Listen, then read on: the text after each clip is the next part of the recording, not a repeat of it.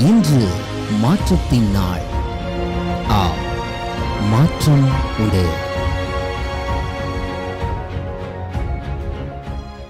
அற்புதமான தேவன் தம்முடைய ஆச்சரியமான கரத்தினாலே இன்றைக்கு உங்களை பலப்படுத்தட்டும். கர்த்தர் உங்களோடு கூட இருந்து உங்களை வழி நடத்தட்டும் என்று இயேசுவின் நாமத்தில் ஜெபிக்கிறேன். எல்லா சந்தேகங்களுக்கும், எல்லா கேள்விகளுக்கும், எல்லா வேண்டுதல்களுக்கும், விண்ணப்பங்களுக்கும் ஆண்டவர் இன்றைக்கு உங்கள் வாழ்க்கையில நிச்சயமான பதிலை கர்த்தர் தருவாராக. தனிமை என்று எண்ணுகிற எல்லா நேரங்களிலேயும் நம்மை அணைப்பதற்கும், அரவணைப்பதற்கும், நடத்துவதற்கும், வழிகாட்டுவதற்கும், போதிப்பதற்கும், நம்மை எச்சரிப்பதற்கும் ஒரு விசேஷித்த கரம் உண்டு. அது ஆண்டவருடைய கரம் என்பதை ஒரு நாள் மறந்து விடாதிருங்கள். எப்போதும் அவருடைய கரத்தை மாத்திரம் சார்ந்து கொள்ளுங்கள். தேவன் உங்கள் வாழ்க்கையிலே ஆச்சரியமான காரியங்களை செய்வாராக. The book of Zechariah, chapter number 9, verse number 16. சகரியா 9வது அதிகாரம் 16வது வசனம். அந்நாளில் அவர்களுடைய தேவனாகிய கர்த்தர் தம்முடைய ஜனமான மந்தையாகிய அவர்களை இரட்சிப்பார். அவர்கள் அவருடைய தேசத்தில் ஏற்றப்பட்ட கொடிகளின் கிரீடத்தில் பதிந்திருப்பார்கள்.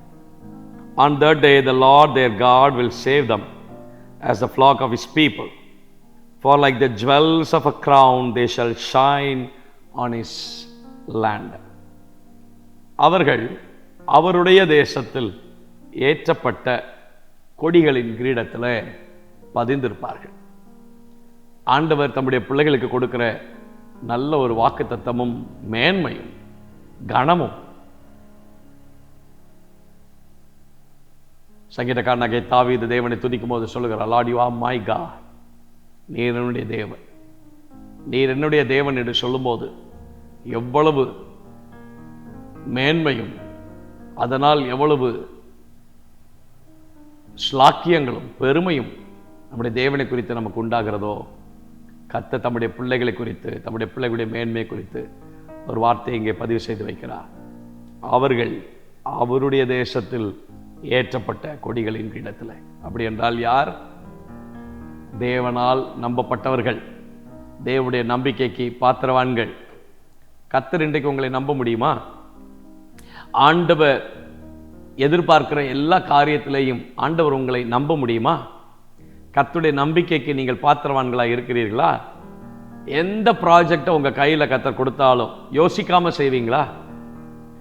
வெளியில் இருக்கிற தண்ணியை மொண்டு உள்ளே இருக்கிற விருந்தாளிகளுக்கு கொடுங்கள் என்று வேலைக்காரர்களுக்கு சொன்னபோது யோசிக்காமல் செய்தார்களே, அதே போல் யோசிக்காமல் கர்த்தர் சொல்லுகிற காரியத்தை செய்யக்கூடிய நம்பகத்தன்மை உங்களை குறித்து தேவனுக்கு உண்டாயிருக்குமா? நீ உன் தேசத்தையும் உன் இனத்தையும் உன் வீட்டையும் உன் தகப்பன் வீட்டையும் விட்டு நான் உனக்கு காண்பிக்கும் தேசத்துக்கு போ என்று அனுப்பினாரே. எந்த கேள்வியும் கேட்காமல் வெளியே கிளம்பி வந்தாரே ஆபிரகாம். அதே போல கர்த்தர் உங்களை நம்ப முடியுமா? என் தாசனாகிய மோசே என் வீட்டில் எங்கும் உண்மை உள்ளவன். கர்த்தர் நம்ப முடியுமா?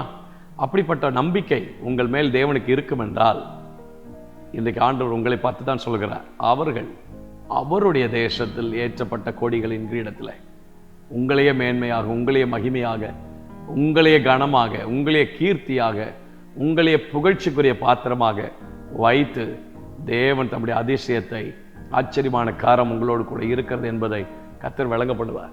எப்படிப்பட்ட சூழ்நிலையில் இருக்கிறவர்களை பார்த்து சொல்கிறார் தெரியுமா? ஏசாயாவில் வாசிக்கிற 30வது அதிகாரத்தில், நீங்கள் மலையுச்சியின் மேலே கம்பத்தை போலவும் கொடியை போலவும் மீந்திருக்குமட்டாக ஒருவன் பயமுறுத்த 1000 பேரும் 5 பேர் பயமுறுத்த நீங்கள் அனைவரும் ஓடி போவீர்கள். ஆனாலும் உங்களுக்கு இறங்கும்படிக்கு கர்த்தர் காத்திருப்பார். நீங்கள் தனித்து விடப்பட்டவர்களாக இருந்தீர்கள். எல்லாரும் உங்களை விட்டு ஓடி போனார்கள். தனிமையான சூழ்நிலை இருந்தீர்கள். ஆனால் தனிமையாக இருக்கும்போது உங்களை தேடி வந்து உங்களை நம்பி உங்களை ரட்சித்து இன்றைக்கு தேவன் தம்முடைய வாக்குத்தத்தத்தை நிறைவேற்றக்கூடிய சூழ்நிலைக்கு ஆண்டவர் இன்றைக்கு உங்களை கொண்டு வந்திருக்கிறார். நீங்கள் தனிமை அல்ல.